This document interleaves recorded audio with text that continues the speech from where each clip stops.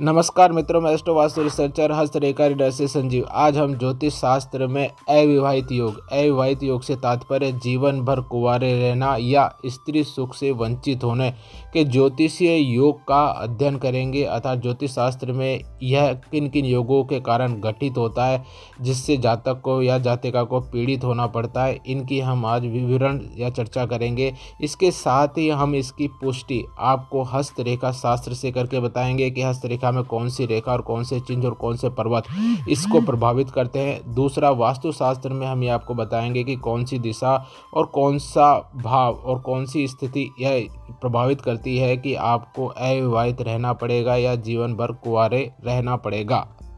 हम अविवाहित योग की चर्चा ज्योतिष शास्त्र में करते हैं। स्क्रीन पर जो आपको चित्र दिख रहा है या कुंडली दिख रही है, इसमें जहाँ पे सप्तम भाव लिखा हुआ है वह भाव विवाह का भाव कहलाता है तथा आपके कानून संगत या प्रकृति सम्मत विवाह को दर्शाता है। जहाँ पर दसम भाव लिख रखा है वह सप्तम भाव से चतुर्थ होता है, अर्थात विवाह के सुख का भाव होता है कि आपके विवाह के सुख है या नहीं। इसके अलावा जहाँ पर द्वितीय भाव लिख रखा है वह भाव परिवार वृद्धि का भाव है कि आपके परिवार में वृद्धि होगी या नहीं। इसके साथ ही जहाँ पर षष्ठ भाव लिख रखा है वह भाव आपके रोग ऋण शत्रु का भाव है। अष्टम भाव जहाँ पर लिख रखा है वह किसी भी चीज़ से पृथक होने का भाव है। और द्वादश भाव जहाँ लिख रखा है वह आपके किसी भी भाव के सुख को क्षय होने का भाव है। इन्हीं ग्रह भावों के स्वामियों के आपस में मिलने और इन्हीं ग्रहों के या इन मूल कारक ग्रहों के आपस में मिलने से ही अविवाहित योग बनते हैं, जिनका अब हम जिक्र आपके सामने करते हैं। यहाँ पर हमने भावों की स्थिति स्पष्ट कर दी है। अब आप इसके ज्योतिषीय योग समझे। यदि जातक या जातिका की कुंडली में सप्तम भाव सप्तमेश से तात्पर्य है किसी भी लग्न की कुंडली में उस तात्कालीन कुंडली में जो सप्तम भाव का स्वामी होता है उससे सप्तमेश बोलते हैं। तथा शुक्र जो इसका कारक ग्रह होता है, जो विवाह का कारक ग्रह होता है, जो यौन संपर्क के कारक ग्रह होता है, अगर ये तीनों सप्तम भाव सप्तमेश और शुक्र पापाक्रांत से मेरा तात्पर्य है प्राकृतिक रूप से जो पापी ग्रह हैं राहु केतु और शनि, वह क्रूर ग्रह मंगल और सूर्य से दृष्ट या युत हो तो, तथा साथ में ही द्वितीय अर्थात परिवार वृद्धि भाव का स्वामी कारक छठे, आठवें और 12वें निष्कृष्ट भाव में हो तो जातक अविवाहित रहता है। द्वितीय भाव में ग्रह का होने का मुख्य कारण है कि द्वितीय भाव परिवार वृद्धि का भाव होता है। अगर परिवार वृद्धि का भाव ही छठे, आठवें, 12वें बैठ जाता है तो जातक के परिवार की वृद्धि नहीं होती है। परिवार की वृद्धि जब होती है जब एक पुरुष का स्त्री से विवाह होता है। अगर परिवार की वृद्धि नहीं हो रही अर्थात एक पुरुष का स्त्री से विवाह नहीं हो रहा है, अर्थात विवाह के लिए द्वितीय भाव का सकारात्मक होना जरूरी है, अर्थात वह शुभ होना जरूरी है। यह ध्यान रखिए। अब इसका दूसरा नियम आप सुनिए। सप्तमेश अर्थात तात्कालिक कुंडली में सप्तम भाव का जो स्वामी ग्रह बन रहा है वह, और जो शुक्र जो विवाह का कारक है या यौन संसर्ग का कारक है, वह ग्रह निर्बल हो। निर्बल से तात्पर्य कुंडली में वह ग्रह शत्रु या नीच राशि में बैठा हो या पीड़ित हो, तब वह आप उसको निर्बल मानिए, या वह अस्तगत हो। तथा जो सप्तम भाव आपको स्क्रीन पे प्रदर्शित हो रहा है जहाँ पर पति पत्नी लिखा हुआ है, वहाँ पर शनि और राहु उपस्थित हो या स्थापित हो, तब आप ये मान के चलें कि जातक का अविवाहित रहना सुनिश्चित होता है।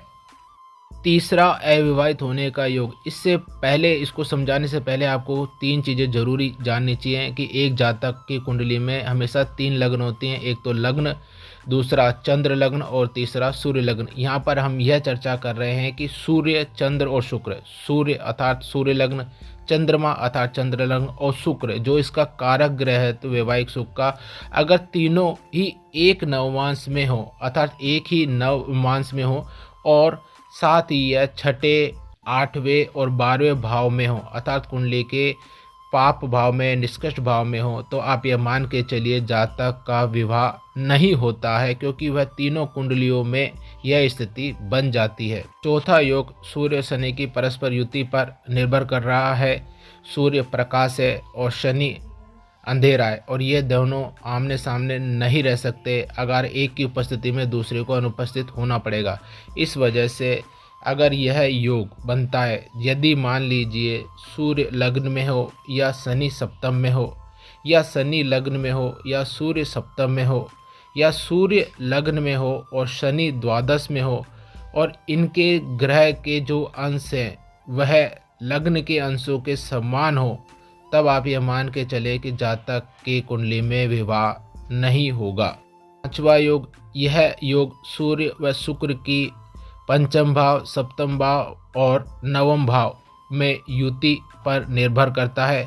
जो जातक में अधिकांशतः अविवाहित, बहुत ज़्यादा समय तक अविवाहित रहना और बहुत ज़्यादा समय तक देरी से विवाह होने को दर्शाता है, लेकिन वह विवाह भी एक तरह से ना माने क्योंकि उसमें वैवाहिक जीवन का सुख नहीं होता है। यहाँ पर सूर्य को लेने का वही तात्पर्य है क्योंकि वह सूर्य कुंडली में स्वामी होता है और यह गर्म ग्रह होता है, और दूसरा जो शुक्र होता है वह विवाह का कारक होता है। जो इसका कारक होता है, गर्मी की वजह से, सूर्य की तपिश की वजह से शुक्र ग्रह अत्यधिक पीड़ित हो जाता है, अतः जातक को शुक्र से संबंधित वैवाहिक सुख का आनंद नहीं मिल पाता है। हमारे दिमाग में यह स्पष्ट हो गया कि हमारे ज्योतिष में ये जो 5 योग है, अविवाहित होने के योग है, इनको हमने समझ लिया और ये हमारी कुंडली में उपस्थित हैं। तब हम इनकी पुष्टि कैसे करेंगे। जो हस्तरेखा शास्त्र आपके सामने चित्र चल रहा है, जिन्हें ज्योतिष को समझना चाहिए। पहला, जो आपकी कनिष्का अंगुली है उसके नीचे विवाह रेखा होती है, और दूसरा आपके जीवन रेखा शुक्र के पर्वत के नीचे को क्षेत्र को घेर रही है, यह शुक्र पर्वत होता है। यह हमेशा ध्यान रखिए, शुक्र पर्वत से रेखा अगर बुध पर्वत की ओर जाए और विवाह रेखा को काट दे तो उस जातक का विवाह नहीं होता है, और अगर विवाह रेखा खड़ी होकर ऊपर मरकरी पर्वत अर्थात बुध की अंगुली की ओर चली जाए और वहां तक पहुंच जाए तो भी जातक का विवाह नहीं होता है। यह 2 कंडीशन मुख्यतः देखी जाती हैं। इसके साथ ही जो शुक्र है वह पर्वत निष्कृष्ट होना चाहिए, दबा होना चाहिए, जालियों युक्त होना चाहिए, जालीदार होना चाहिए, तो जातक को शुक्र का लाभ अर्थात शुक्र के वैवाहिक गुण के जीवन में उसके होने की संभावना खत्म हो जाती है। विवाहित योग की आकलन हमने ज्योतिष शास्त्र से करा, उसकी पुष्टि हमने हस्तरेखा शास्त्र से करी। अब हम आप इसकी पुष्टि वास्तु शास्त्र से करेंगे।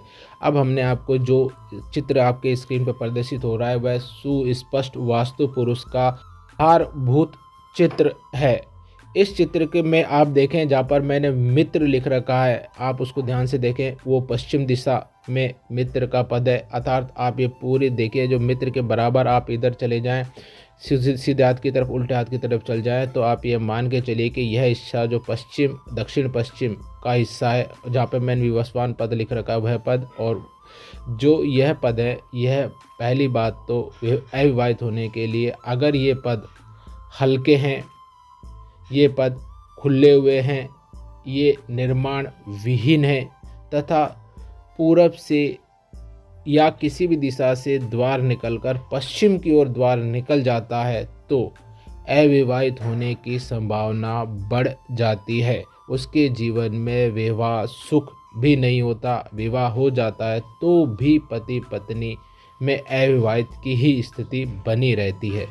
और एक बात जान लीजिए, पश्चिम दिशा का स्वामी शनि होता है। ज्योतिष में जो सप्तम भाव होता है वहाँ पर शनि दिग्बली होता है। तुला राशि में शनि सप्तम भाव में उच्च का होता है। काल पुरुष की कुंडली में वह हमेशा परिणाम देने की स्थिति में होता है। जातक की कुंडली में और वास्तुशास्त्र में संतुलित है तो जातक का विवाह होता है, और इनके विपरीत होने पर जातक का विवाह बड़ी मुश्किल से होता है या नहीं होता है।